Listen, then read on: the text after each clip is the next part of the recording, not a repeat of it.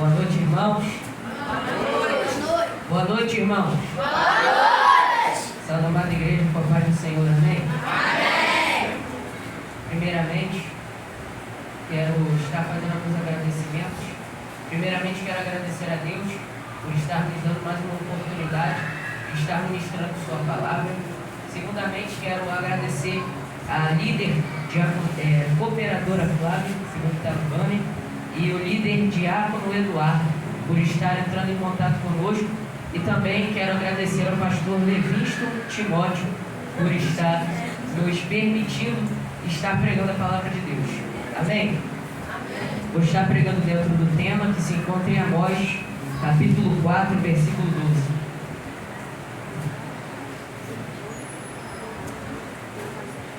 Vou estar lendo dois textos.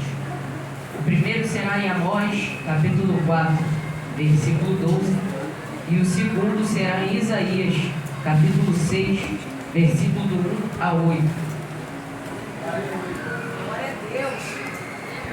Amós, capítulo 4, versículo 12.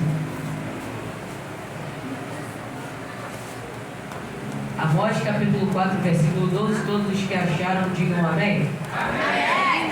Assim diz a palavra do Senhor. Portanto, assim farei com você, Israel. É porque farei isso com você. Prepare-se, ó Israel, para se encontrar com o seu Deus. Amém? Agora vamos para Isaías, capítulo 6, versículo 8. Do 1 a 8, perdão. Isaías, capítulo 6, versículo do 1 a 8. Todos os que acharam, digam amém. Amém. Assim diz a palavra do Senhor. No ano da morte do rei Uzias, eu vi o Senhor assentado sobre um alto e sublime trono, e as abas de suas vestes enchiam o templo. Serafins estavam por cima dele. Cada um tinha 6 abas. Com 2 cobriam o rosto, com 2 cobriam os pés, e com 2 voavam. E clamavam uns para os outros, dizendo: Santo, Santo, Santo é o Senhor dos exércitos. Toda a terra está cheia da sua glória. Os umbrais das portas se moveram com a voz do que clamava, e o templo se encheu de fumaça. Então eu disse: ai de mim, estou perdido, porque sou um homem de lábios impuros, e habito no meio de um povo de lábios impuros. E os meus olhos viram o Rei, o Senhor dos exércitos. Então um dos serafins voou para mim, trazendo na mão uma brasa viva que havia tirado do altar com uma pinça. Com a brasa tocou a minha boca e disse: eis que esta brasa tocou os seus lábios. A sua iniquidade foi tirada e o seu pecado perdoado. Depois disto ouvi a voz do Senhor que dizia: a quem enviarei e quem há de ir por nós? Eu respondi: eis-me aqui, envia-me a mim. Amém? Feche os seus olhos por gentileza. Vamos estar orando. Querido Deus e eterno Pai, mais uma vez estamos aqui diante da Tua presença para clamar a Ti, porque sentimos a Tua presença neste lugar e sabemos que Tu estás presente, que Tu queres falar conosco. Por isso eu te peço, Senhor, fale através de mim, não aquilo que eu quero, mas aquilo que o Senhor quer. Comunique ao Teu povo aquilo que eles precisam e não o que eles querem. Espírito Santo, desde já, queremos convidar a Tua presença para este lugar e queremos repreender todo mal, todo espírito de frieza, todo espírito que venha jogar gelo em cima das pessoas espiritualmente, que venha ser repreendido agora, em nome de Jesus, porque aqui não há espaço para frieza espiritual, aqui há espaço para o Teu fogo operar na vida daqueles que te derem espaço.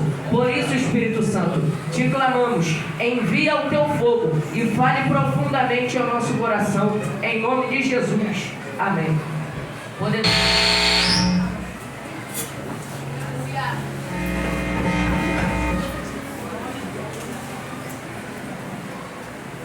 Amós era pastor de ovelhas na cidade de Tecoa, que era uma pequena cidade de Judá. Ele era criador de gado, era pastor e também colhia frutos. Ele profetizou na época de Jeroboão, filho de Joás, em Israel, e de Uzias, rei de Judá. E ele profetizou em Judá inicialmente, porém depois Deus o chamou para profetizar em Israel. Israel, na época de Jeroboão, expandiu o seu território e cresceu com a nação. E ali também foi produzido orgulho, pecado e produzindo rebeldia.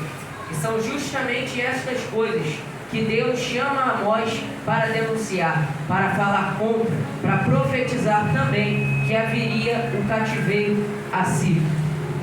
Primeira coisa que podemos entender com a história de Amós é que ele era pastor e depois Deus o chamou para ser profeta. Às vezes nós podemos achar que somos alguma coisa na obra de Deus. Sim, que podemos evoluir em um só cargo, mas nem sempre aquilo que achamos, Deus acha de nós também. E Deus nem sempre, quando queremos ser alguma coisa, Ele vai operar na nossa vida como queremos. Ele vai fazer como Ele quer. E Ele está dizendo nesta noite, não é só porque a gente quer ser uma coisa que Ele vai querer que a gente quer ser também. Que nem sempre o que Ele quer para as nossas vidas é o que nós queremos. Nem sempre o que você quer para a sua vida é o que Ele quer para você. Amós era pastor e Deus o escolheu para ser profeta. Nem sempre aqueles que são pastores, Deus escolhe para pastores. Deus está te dizendo, não é só porque você acha que você é pastor, que você vai ser pastor. Não é só porque a sua família seguiu uma linha, que você vai seguir também. Porque Deus escolhe uns para uma coisa e outros para outras. Jeremias era para ser sacerdote, segundo a sua linha, mas Deus o escolheu para ser profeta. A palavra de Deus para as nossas vidas hoje é: nem sempre eu vou escolher alguém para uma coisa, eu posso escolher para outra. Não é só porque achamos que podemos ser pastores, Ele vai nos levantar como profeta. Deus não escolheu a nós como pastores, mas Deus está levantando esta geração como uma geração de profetas. Amós foi levantado como profeta e ele teve que fazer uma coisa: pagar o preço da renúncia. Porque nem sempre é fácil nós abandonarmos o que estamos vivendo hoje para viver o que Deus está nos mandando. Amós teve que largar o pastoreio, teve que largar o rebanho, teve que renunciar. A palavra de Deus para as nossas vidas hoje é: quer atender o meu chamado? Renuncia àquilo o que está no seu presente. Quer atender o chamado de Deus sobre a sua vida? Então renuncia ao rebanho. Renuncia àquilo que te prende. Se o que te prende é o celular, então larga o celular por um tempo. Se o que te prende é algumas conversas, então para de conversar com algumas pessoas por algum tempo. Se o que te prende são alguns amigos, então larga alguns amigos. Porque o chamado que Deus tem na sua vida nem sempre vai condizer com o que você está vivendo. Larga o rebanho que está te prendendo nesta noite, porque Deus te chamou para ser profeta.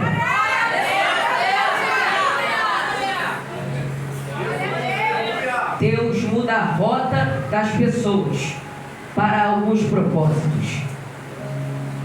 Deus muda a rota das pessoas para propósitos. Hoje Deus está mudando a rota de algumas pessoas, porque o propósito que Ele tem na sua vida pode estar não condizendo com aquilo que você vive hoje, mas Ele está mudando o teu presente para modificar o teu futuro. Israel cresceu e começou a ficar orgulhoso depois das bênçãos que Deus deu. Deus, às vezes, não atende o pedido de algumas pessoas por bênçãos, por coisas até mesmo carnais ou espirituais, porque às vezes as pessoas podem se tornar soberbas. Deus sabe do presente, do passado e do futuro, e Ele sabe, se Ele não está te concedendo aquilo que Ele te pediu, pode ser que você pode ser soberbo no futuro.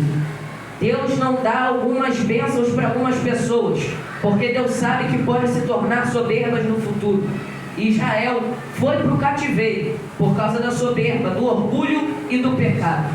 Um dos pecados de Israel era porque eles estavam adorando a Deus de dia, mas à noite adoravam outros deuses.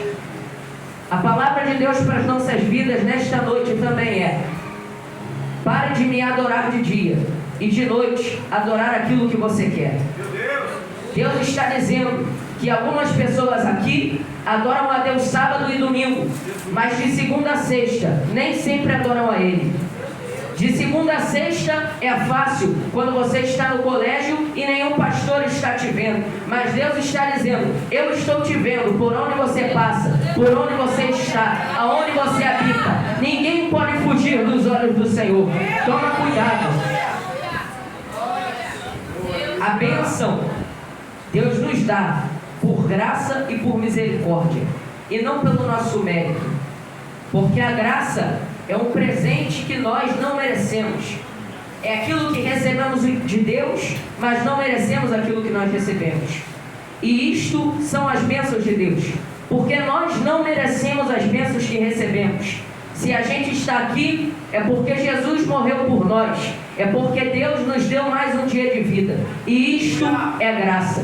Se você está de pé, é por causa da graça. Se você respira, é por causa da graça. Se você levanta as suas mãos e pode adorar a Deus, é por causa da graça. Então adora o nome do Senhor nesta noite. Levante a tua mão e glorifique o nome dEle. Agradeça a Ele, porque Ele está te dando graça mais uma vez.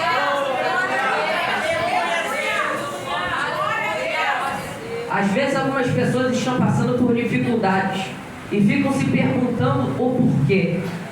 Às vezes as pessoas estão passando um verdadeiro cativeiro e se perguntam o porquê. Às vezes é por causa da soberba. Às vezes é por causa do pecado que não se arrepende. Às vezes nós estamos levando a nossa família a sofrer por causa daquilo que estamos fazendo contra Deus. Toma cuidado, porque o cativeiro que você pode estar passando na sua vida pode ser por culpa da sua soberba, pode ser por culpa do nosso pecado. O povo de Israel vendia os pobres. O povo de Israel vendia aqueles que não davam valor. Não venda a sua salvação por pratos que o mundo pode te oferecer. Não venda a tua herança espiritual, que é os céus, por pratos de lentilha que o mundo pode estar te oferecendo. Esaú estava cansado depois de uma caça, e depois Jacó ofereceu um prato de lentilha em troca da herança que ele iria receber.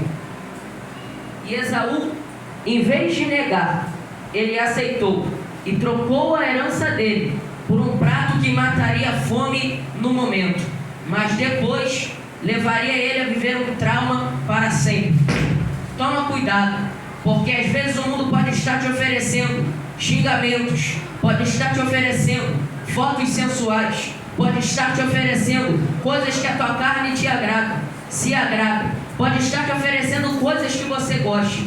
Mas Deus não quer que nós vivamos aquilo que nós gostamos, aquilo que agrada a nossa carne. Deus quer que a gente viva aquilo que agrada a Ele. Desde que nós viemos para a obra de Deus, desde que a gente veio para o Senhor Jesus Cristo, nós devemos agradar a Ele e não a nossa carne. Porque o que Ele tem para nós é maior do que aquilo que podemos pensar, imaginar.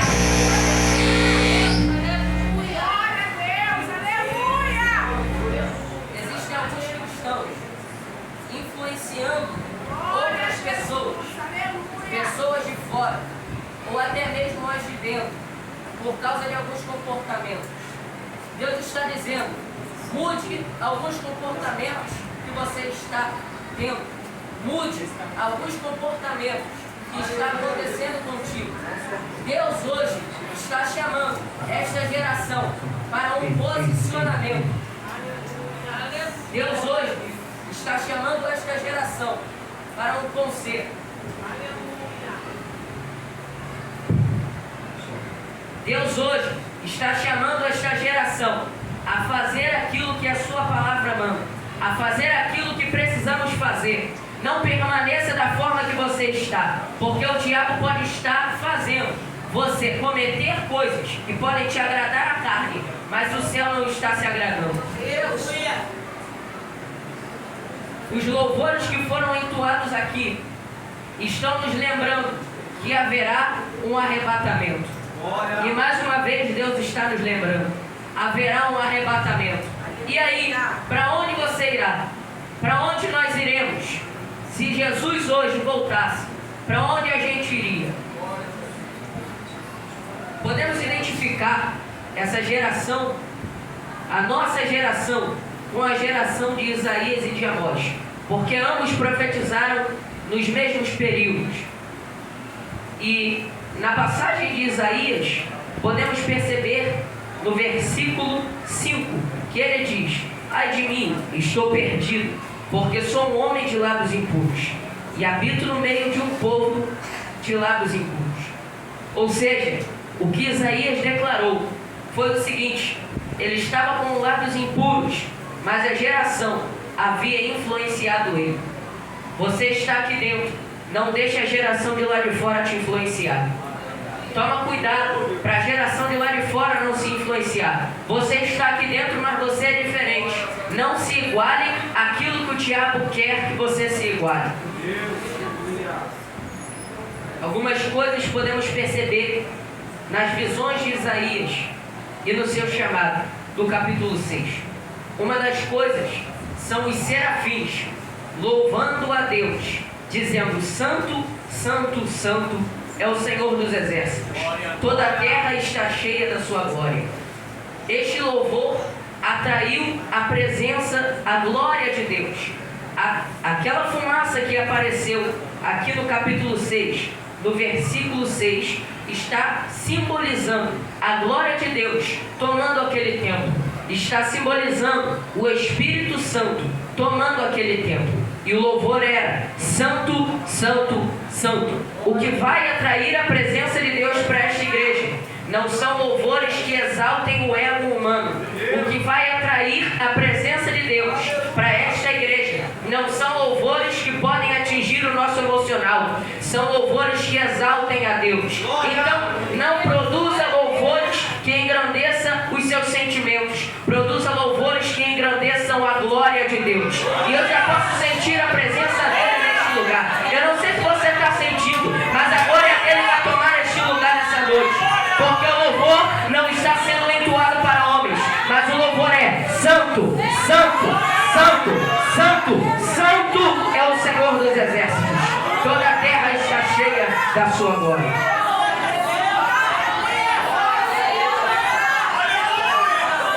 O louvor que foi entoado por Paulo e Silas enquanto estavam presos em Atos, capítulo 16, vai nos dizer que eles adoravam a Deus.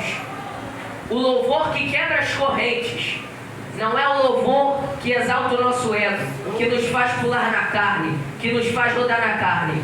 O louvor que quebra grilhões, o louvor que vai libertar a tua vida, que vai libertar a sua família, é o louvor que engrandeça a Deus. Em 1 Reis, capítulo 8, versículo 10 e 11, vai também dizer: e quando a arca foi levada ao templo, após Salomão construí-lo e concluir a sua construção, a arca foi levada, e ali a nuvem do Senhor, assim como está dizendo no texto, tomou o templo, tomou aquele lugar, e nem mesmo os sacerdotes puderam ficar lá, de tanta glória que caiu sobre aquele lugar.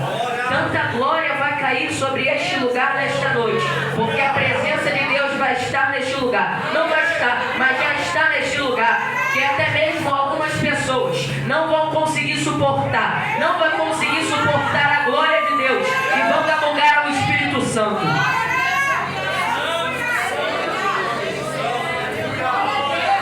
Encontro com Deus causa mudança. Olha para o teu irmão do lado e diga: encontro com Deus. Encontro com Deus causa mudança. Todos os que têm encontros com Deus não ficam da mesma forma. Encontro com Deus nos muda, não pelo fato do encontro, mas sim pelo fato de quem nos encontrou. Porque quando algum amigo te encontra, você pode até mesmo não mudar. Quando algum colega te encontra, você pode não lugar. Mas quando Deus te encontra, a mudança é inevitável. Isaías se encontrou com Deus. E a mudança que aconteceu é que os lábios dele foram purificados. Deus está chamando pessoas para encontro nesta noite, para fazer mudanças, tanto na vida da família, quanto no ministério. Deus está se encontrando conosco nesta noite, porque a presença dele está nesse lugar, e ele vai se encontrar conosco. Não vai ser qualquer encontro, porque o encontro com Deus causará mudanças.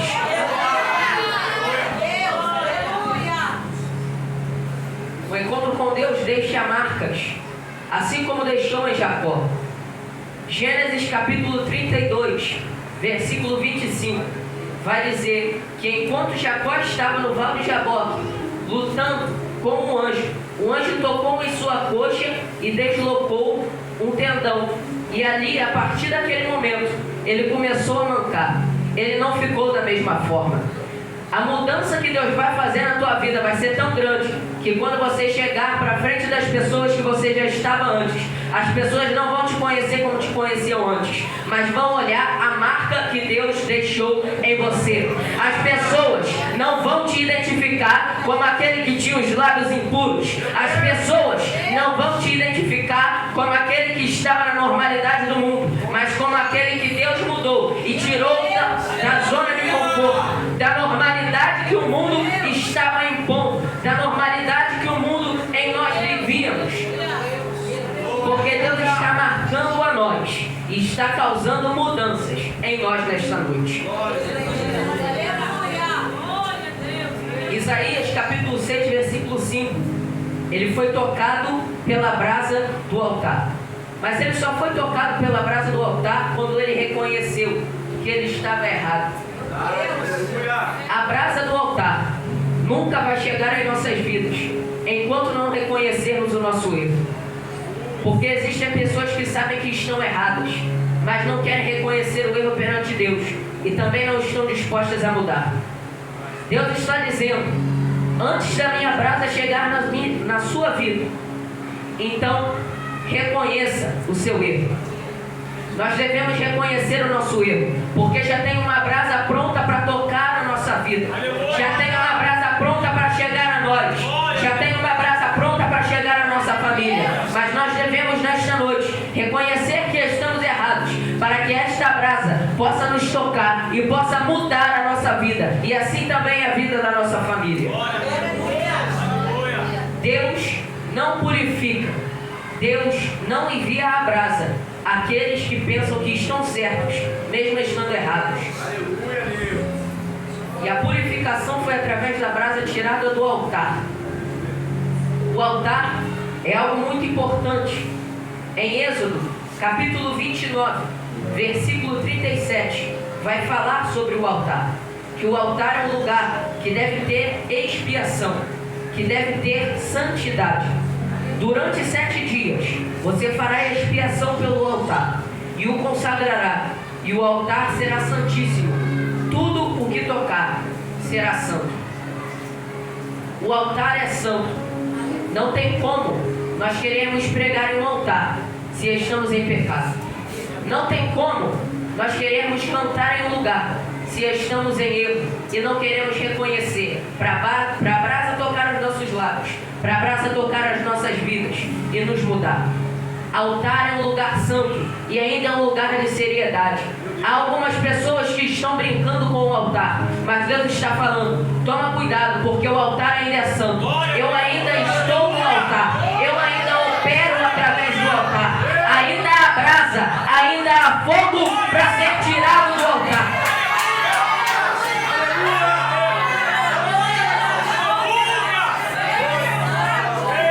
O que purifica não é só o fogo, e sim o Deus do fogo. Porque de que adianta ter um fogo, mas o fogo não ser de Deus? De que adianta ter o fogo, mas o Deus não está presente? Se Deus não está presente no fogo, então há alguma coisa errada. Em Levítico capítulo 10, versículo 3, vai falar sobre os filhos de Arão, que trouxeram um fogo, no qual Deus não mandou. que trouxeram um fogo estranho diante da presença de Deus. Toma cuidado para não trazer um fogo estranho para o altar, porque existem pessoas que estão trazendo o fogo da carnalidade, mas Deus está dizendo: traga o fogo do Espírito para cá. Deus já está cansado de pessoas que estarem trazendo fogo estranho para o altar. Ele está chamando nesta noite para o posicionamento e dizendo: traga fogo do meu Espírito para a minha igreja. A igreja será avivada, a igreja será vivificada pelo fogo do Espírito.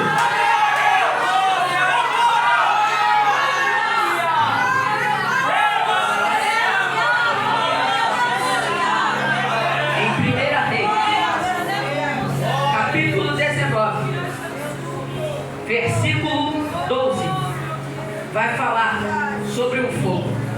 Vai dizer: depois do terremoto veio um fogo, mas o Senhor não estava no fogo. E depois do fogo veio o som de um suave sussurro. Nem sempre o fogo que pode estar atingindo toda a igreja é de Deus. Deus está dizendo: traga o fogo do Espírito. Há avivamento que será liberado sobre este lugar. E o fogo não será qualquer fogo, será um fogo do Espírito. Por isso existem igrejas que falam que tem fogo, que falam que estão cheias do fogo. Por isso existem pessoas que falam que estão cheias do fogo, mas não estão. Porque o fogo verdadeiro não é qualquer fogo por aí. O fogo verdadeiro é o fogo que vem da presença de Deus. O Espírito Santo quer avivar de verdade. E este avivamento virá através do fogo dele. Nesta noite não haverá um falso mover. Nesta noite não haverá um fogo estranho. Porque nesta noite há o Espírito Santo sobre este lugar. E ele está trazendo um fogo, mas é o fogo da presença dele, para avivar quem precisa de avivamento, para batizar quem quer ser batizado e para renovar aqueles que querem serem renovados. E este fogo fará acontecer uma mudança, porque fogo estranho não traz mudança para a vida de ninguém. Pula na carne, roda na carne, grita na carne, mas quando vai lá para fora continua a mesma coisa. O fogo que o Espírito Santo vai trazer neste lugar é o fogo que você vai pular, é o fogo que você vai colocar, é o fogo que você vai gritar e vai exaltar o nome dele. E quando você chegar lá fora, haverá mudança em você, haverá mudança na tua casa, haverá mudança na tua vida inteira, porque ele te está atingindo nesta noite. O fogo do Espírito é o fogo que capacita e é o fogo que também causa o envio. Por gentileza, peço aos irmãos que se ponham de pé nesta noite.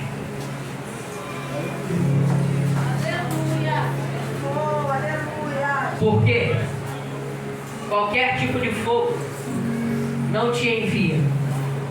O único fogo que vai te enviar para pregar o verdadeiro evangelho e para mostrar verdadeiros sinais de cura, de restauração, de milagres e de poder de Deus será o fogo do Espírito Santo. E é este fogo que ele quer liberar sobre este lugar. Isaías, no capítulo 6, versículo 7, quando a brasa tocou os lábios dele e a iniquidade dele foi tirada e o pecado perdoado, no versículo 8 a voz do Senhor disse: a quem enviarei? E quem há de ir por nós? E Isaías pôde responder: eis-me aqui, envia-me a mim. Deus está clamando há muito tempo: a quem enviarei? A quem há de ir por nós? Mas algumas pessoas não podem dizer o eis-me aqui, porque estão impuras. Mas Deus trará um fogo sobre este lugar, que vai tirar toda a impureza, que vai tirar toda a impureza, que vai tocar os seus lábios e que vai tocar a tua vida. Não vai só purificar, mas vai capacitar e vai causar um envio. A partir de hoje, depois da purificação e da capacitação de Deus sobre a tua vida, você poderá dizer: eis-me aqui, envia-me a mim.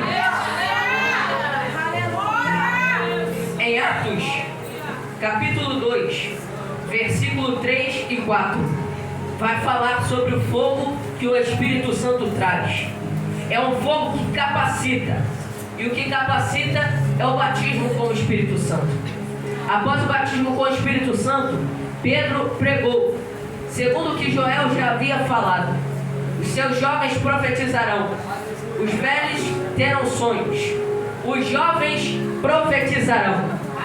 Esta festividade, este culto de gratidão é sobre os jovens, sobre os juniores, sobre os adolescentes. E a promessa de Deus é: seus jovens profetizarão.